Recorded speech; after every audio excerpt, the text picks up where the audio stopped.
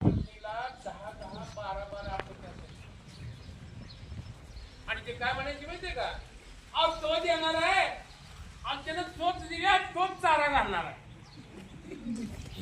पूर्वीची पद्धत सर्व काही भेस्त देवा, चुका करायच्या आपण आणि भेस्त त्याच्यावरती तो करते, तो करतो सगळं. अशी समाज व्यवस्था इथं होती. एक लक्षात ठेवा, इथं शिक्षण नसल्यामुळं हा भारतीय समाज अज्ञानाच्या आणि अंधकाराच्या गर्तेत बुडाला होता. महिलांची परिस्थिती अशी होती, मुलींची परिस्थिती अशी होती जुन्या कायद्यानुसार.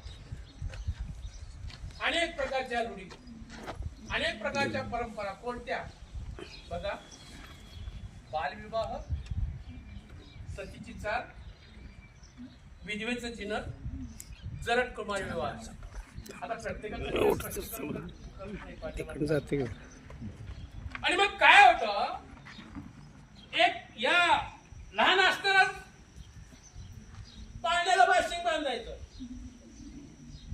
आणि सतीची चाल म्हणजे पती मेल्यानंतर तुझं पाठीमाग काय होतं.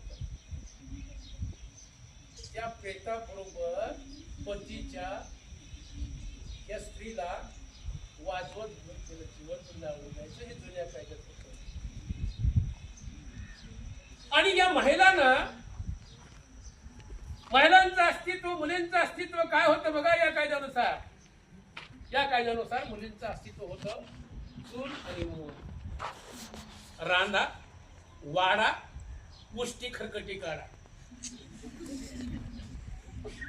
आणि लहान असताना जुन्या कायद्यानुसार लहान असताना वडिलाच्या धाकात,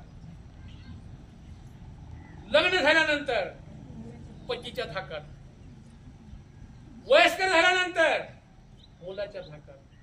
पुरुषाच्या आधाराशिवाय ती जगूच शकत नाही, हा जुना कायदा. एवढंच नाही, अनेक प्रकारचे देव, अनेक प्रकारचे उपवास, तपास, व्रत, वैकल्य, सुवासिनी घालणं, त्या महिलांच्या बाबतीत प्रथा होत्या, आजही आहेत. आणि भारतीय समाज